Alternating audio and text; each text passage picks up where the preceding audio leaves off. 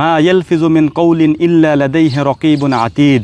প্রিয় ভাই আমার, এই দুনিয়াতে আমরা যেসব কথা বলি, যেসব ভাষা ব্যবহার করি, সম্মানিত ফেরেশতাগণ সেই সব ভাষাগুলিকে, সেই সব কথা, সেই সব কাজগুলিকে লিপিবদ্ধ করেন। এখন হয়তো বলতে পারেন যে ভাই, আপনি একজন খামারি, আপনি থাকবেন গরুর গোয়ালে অথবা মুরগির খোয়ারে, আপনি কেন এসব কথা বলছেন? এসব কথা বলার পেছনে কারণ আছে। একটা বিষয় আপনাদেরকে স্পষ্ট করে বলি, আমি আমার কথা শুরুতে সূরা কফের 18 নম্বর আয়াত তেলাওয়াত করেছি। আপনি চাইলে আয়াত পড়ে নিতে পারেন। এখানে স্পষ্টতই বলা আছে, আল্লাহ রাব্বুল আলামিন বলছেন, তোমরা এই দুনিয়াতে যেসব কাজ করো এবং মুখ দিয়ে যেসব ভাষা ব্যবহার করো তার প্রত্যেকটি লিপিবদ্ধ করা হয়। কারা করেন সেটা? কিরামান কাতিবিন, সম্মানিত ফেরেশতাগণ। এখন বলি কথাগুলি কেন বলছি। আপনি যদি আমার উপরে কোনো জুলুম করেন তাহলে সেটাও লেখা হয়। আপনি যদি আমার সাথে চগলখড়ি করেন সেটাও লেখা হয়। আপনি যদি আমাকে ধোঁকা দেন অথবা আমার উপরে এমন কোনো অন্যায় করেন যেটা আল্লাহ তাআলা হারাম করেছেন আমার জন্যে, আপনার উপরে, এই কাজগুলির জবাব আল্লাহ তাআলার কাছে আপনাকে দিতে হবে। এবং প্রত্যেকটা মুহূর্তে ওই সব ফেরেশতারা কিরামান কাতিবিন অর্থাৎ সম্মানিত ফেরেশতাগণ সেগুলিকে লিপিবদ্ধ করছেন।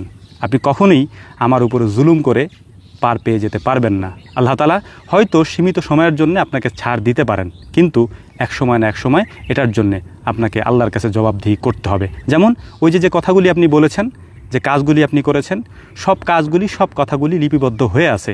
এগুলি ওই ফেরেশতারা কিয়ামতের ময়দানে আল্লাহ রাব্বুল আলামিনের সামনে উপস্থাপন করবেন এবং কিয়ামতের ময়দানে এগুলির জবাব আপনাকে দিতে হবে।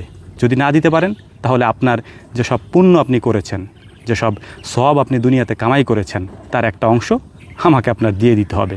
অতএব দুনিয়াবি এই সব কথায় আমি কখনোই কষ্ট পাই না, খারাপ লাগে না, কারণ আমি তাওহীদবাদী মানুষ, আল্লাহ তাআলার একত্ববাদে বিশ্বাসী। আমি বিশ্বাস করি এই দুনিয়াতে আপনি আমার সাথে যতটুকু করবেন, আখিরাতে আল্লাহ রাব্বুল আলামিন সেটার জবাব দিবেন এবং এর বাইরেও দুনিয়াতেও সেটার জবাব আপনি পেয়ে যাবেন।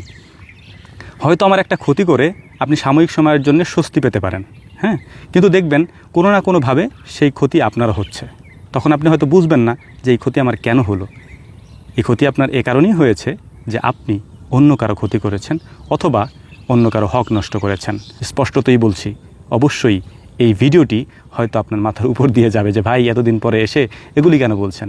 বলছি অবশ্যই এর পেছনে কিছু কারণ আছে, কারণগুলি উল্লেখ করছি না, তবে অবশ্যই প্রথমে যে কথা বলেছি, মা ইয়ালফিজু মিন কওলিন ইল্লা লাদাইহি রাকিবুন আতীদ, সূরা কফের 18 নম্বরে এই আয়াত আমি যখন পড়ি তখন আমার কাছে স্পষ্টতই মনে হয় আমার উপরে করা জুলুমগুলি আল্লাহ রাব্বুল আলামিনের ফেরেশতাগণ কিরামান কাতিবিন অর্থাৎ সম্মানিত ফেরেশতাগণ লিখে রাখছেন। কিয়ামতের দিন এগুলির জবাব আপনাকে অক্ষরে অক্ষরে দিতে হবে।